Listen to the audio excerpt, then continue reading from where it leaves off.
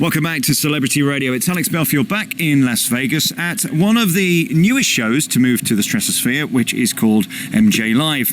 It stars a man who is a remarkable talent who's dedicated his life to the craft of imitating, impersonating, and becoming Michael Jackson. Jalles Franca, how are you?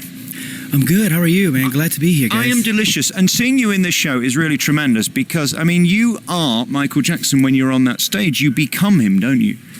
I guess I do my best to become Michael, I just kind of forget what Jalles, and just try to step into Michael's shoes as best as I possibly can. The great news is you don't need to go to the gym because this is a workout. It is a workout, however, I still work out outside here, yeah. It's an amazing show, and of course it's very loud, and the band, of course, really are the backbone of this show, where they give you this amazing soundtrack. And then it's up to you to dance the show and sing the show. What's more difficult, singing or dancing it? It's a combination of both. For myself, I'm a dancer who got into singing after, but I've always been a dancer at heart. I'm Brazilian, so in my country, we were all born with a little bit of dancing ourselves. Carnival is huge in Brazil, but I came into this as a dancer who had to learn how to sing. And singing is very hard, but when you combine dancing, especially Michael Jackson dancing, where you have to do the impossible and spin, and it's very hard, So like I said, I do the best I can. Well, I absolutely give you 10 out of 10 for your dancing. It is remarkable, and it's an hour-packed show, really, of all killer, no filler, isn't it? I mean, you start at the beginning and you don't stop until you come off. There is no breaks. I mean, if you guys... When I'm in the back, I'm pretty much standing there as someone is holding my microphone, and I'm changing jackets and pants. As you guys can hear me, I'm yelling or screaming or shouting. It never really stops for me. This is the first time that I'm actually sitting. I wonder what a vocal coach would think about all that screaming, because it can't be great for the voice. I mean, I know you've got to do it because that's what Michael did, but it's a strain, isn't it? As a matter of fact, it is. I mean, funny to say, yesterday, my vocal coach is actually Michael Jackson's vocal coach and backup singer, Mr. Romeo Johnson, who also is the vocal coach for all the performers and contestants in that little show that's called The Voice. Very big show, and he was actually here yesterday. He's the one who coached me, and he's the one who actually still coaches me. And but it definitely is a strain. Like right now, I just try to ease on my voice because I have another show tomorrow. And when we do 2-3 shows, by the second, third show, I'm pretty much out of because you have to yell, you have to scream, And luckily, we have really good sound people that can actually help, because the technology actually really helps as well. We don't have to really scream as much as we used to back in the day, so it helps a lot. He changed his style through the years, and you hear that in the songs, and I guess in the way you have to sing them is very relevant to each song through the show. Oh, absolutely. You got to keep it 100% Michael Jackson. I'm a big fan of the 80s, the bad tour. If you notice, my costumes are pretty much my leotard, my hairstyles, everything. I do nothing that Michael Jackson didn't do. I perform as Michael, and I try to keep it 110% Michael Jackson, because the goal is for people to watch the show and feel as they're watching Michael. Again, I'm not saying that I am Michael, but I try to portray Michael the best way that I possibly can, and that's our goal. Do you believe you were born to do this and be this? Because, I mean, it's not something that any old person can do. I mean, you've got his shape, you've got his frame, you've got his height, and you've pulled off the act. It's an uncanny coincidence, isn't it? I guess so. I mean, I think God gives you a gift, and you'd be a fool not to take advantage of it. For instance, Michael Jackson was born to do what he did. Can you imagine Michael Jackson just being a lawyer? We don't need more lawyers. We need Michael. You know what I mean? What a waste of talent that would be. I don't know how to do anything else. Not that I can't do anything else. I'm sure if I put my mind to it, I can learn. But there's no better feeling in the world than to do something you truly love, and it warms my heart when I see people smiling, and it makes me very happy to do what I do. So I believe God made me do this for a reason, and here I am. Did you get to meet him? I got to meet Michael, yes, absolutely, twice. Yes. What was he like privately? Because I hear different stories. I was hearing Howard Stern telling a story about meeting him once, and he was sort of remote and distant, but maybe that's because that was him. How did you find him? Well, I mean, when you're born like Michael was, in a spotlight since he was 6 years old and on, I mean, you're instantly different. I kind of relate to it a little bit, a tiny percentage, because I know what it's like. It's Michael Jackson, and when I met him, the first time I met him, I was a a salesperson in a store, and he walked in and he was shopping, and our manager there at the time said, don't even look at him, don't make eye contact. And we're like, okay, whatever, and I was a huge fan. And he came in and he was wearing his standard stuff, not anything fancy, just black slacks and a red t-shirt, his fedora.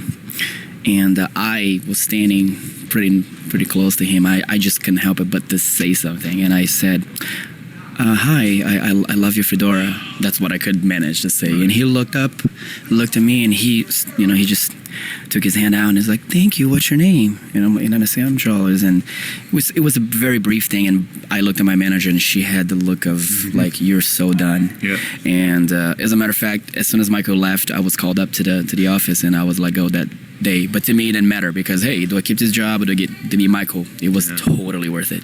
Do you think he became the legend? Because I listened to that affectation that you do at the beginning, and it is sort of mocking him in a way, because he had that very light voice. I mean, was that the real Michael, or was that just the act that he became? Singers that are real singers, they know. I mean, for instance, Celine Dion, Mariah Carey, all these people that actually have big voices right before their performances, I mean, they don't even speak, they rest their voice. Michael, back in the 80s, even in the 90s, in the Dangerous tour, he would do 2 shows a night or 2 shows a day. The way Michael sang, by the time when he was finished with his shows, his voice was done. So you can't help but to speak lightly, because it hurts. You can't. The more you force your voice, the worse it is. But the thing that people say, oh, he was trying to be a child, he was speaking like softly like a kid, we'll never really know. Only Michael really would know that. But looking from a singer's point of view, not just myself, but everyone else who makes a living by singing, know that that's a fact. That just like if you got to use your muscles to lift something for a living or whatever, you're not gonna overdo it, because then you can't work tomorrow. So Michael was very self-spoken. He wasn't gonna speak to people at the same tone than when he was singing, because that's just way too high. But it's not because he was trying to be a kid. Absolutely not. When I spoke to him, he did have a soft voice, but he wasn't that soft childlike voice that everybody portrays, which is a big lie. Everybody can, you would hear Michael doing his interviews, and I'm sure to a certain extent he would probably, say this and say that, maybe he was onto something. But in reality, like right now, I don't want to speak any louder than this, because it actually hurts a little bit. You know what I mean? I totally get that. When you look at yourself in the mirror before a show, is it kind of spooky? Because, I mean, you are looking at yourself back as Michael Jackson, and then now you've got to become this character. It's a strange way to earn a living, isn't it? It's not strange at all. I mean, I love it. I think it's great. As a matter of fact, I'm in all makeup just about every day. Yeah. I put on Michael music, whether I'm either watching on a DVD or I'm listening to Michael every single time I do my makeup, because it gets me in a mood. It makes me, some people wake up and like, oh, I gotta go to work. I don't ever have that feeling. I never once, may God take my life now, I've never had that feeling like, oh, God, I got to do another show. I absolutely can't wait to get on stage and do that. And I think that's the greatest compliment I can pay you tonight. I've seen 50 shows this trip, and a lot of people look like they've done it 50 times that week and that they're bored, and you didn't do that tonight. And I think that's the greatest compliment I can pay. Your dancing is exceptional.